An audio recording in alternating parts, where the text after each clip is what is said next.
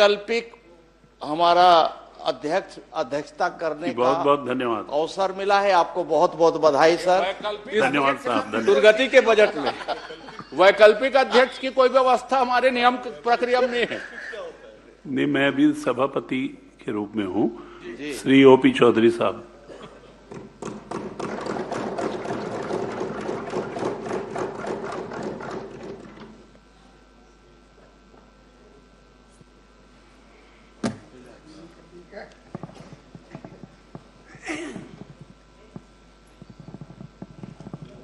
छत्तीसगढ़ महतारी की जय। माननीय सभापति महोदय, न चंदन से न कुमकुम से श्रृंगार कराकर आया हूं, न रोली से न वंदन से मस्तक सजाकर आया हूं। न चंदन से न कुमकुम से श्रृंगार कराकर आया हूं, न रोली से न वंदन से मस्तक सजाकर आया हूं। स्वयं ईश्वर भी जो कामना करें वो सौभाग्य जगा कर आया हूं। अपने छत्तीसगढ़ की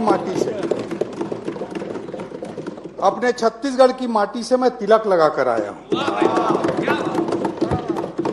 अध्यक्ष महोदय, मैं धन्य हूं कि प्रदेश के विकास की इस गंगोत्री में जो नवनिर्मित विधानसभा है, जिसका लोकार्पण देश के यशस्वी प्रधानमंत्री श्री नरेंद्र मोदी जी के द्वारा किया गया, मुझे हमारी सरकार का तीसरा बजट प्रस्तुत करने का सुअवसर प्राप्त हुआ है।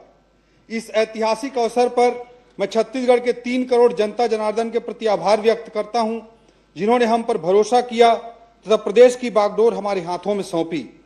मैं इन 3 करोड़ भाई बहनों को आश्वस्त करना चाहता हूं कि उनके विश्वास की कसौटी पर हम खरा उतरेंगे और छत्तीसगढ़ को नई ऊंचाई तक पहुंचाने में कोई कोर कसर नहीं छोड़ेंगे। विकसित छत्तीसगढ़ 2047 हमारा दीर्घकालिक लक्ष्य है, जिसकी प्राप्ति के लिए हमने 2030 तक के मध्यकालिक लक्ष्य को निर्धारित किया है। हम एक स्पष्ट रोड मैप के साथ इस ओर आगे बढ़ रहे हैं। इसी पथ पर हमारा प्रत्येक बजट आगे बढ़ता हुआ एक एक कदम है। अध्यक्ष महोदय, हमारे विकास यात्रा का केंद्र बिंदु ज्ञान रहा है, गरीब, युवा, अन्नदाता और नारी, जिसके उत्थान के लिए गति की रणनीति पिछले बजट में अपनाई गई थी तथा ज्ञान के कल्याण के लिए इस बार हमारे बजट का थीम संकल्प है, जो कि जनता जनार्दन के प्रति हमारी प्रतिबद्धता को, निष्ठा को, समर्पण और दृढ़ संकल्प को रेखांकित करता है।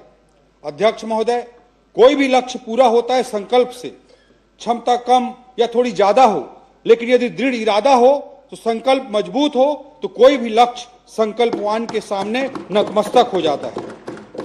सभापति महोदय, संकल्प का आशय है एस से समावेशी विकास, ए से अधोसंरचना, एन से निवेश, के से कुशल मानव संसाधन, ए से अंत्योदय, एल से लाइवलीहुड और पी से पॉलिसी से परिणाम तक। महोदय, अब मैं संकल्प थीम के एस अर्थात समावेशी विकास की ओर सदन का ध्यान आकृष्ट करना चाहूंगा। सभापति महोदय, हमारे प्रदेश में विष्णु राज है।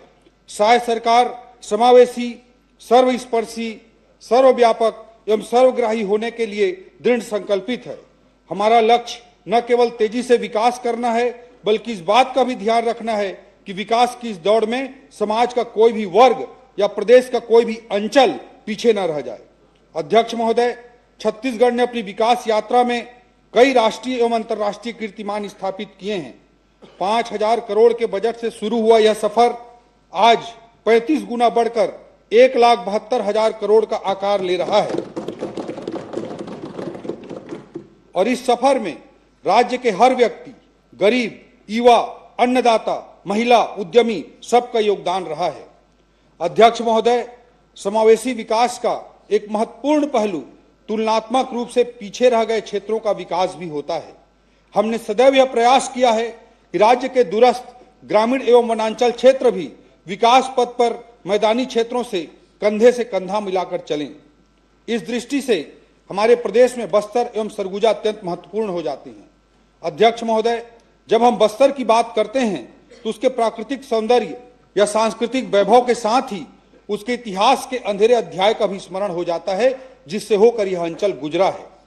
दंतेवाड़ा में कलेक्टर रहते हुए मैंने स्वयं देखा कि कैसे स्कूल, हॉस्पिटल, छात्रावास, बैंक, सरकारी कार्यालयों को तबाह कर दिया गया था और वहां के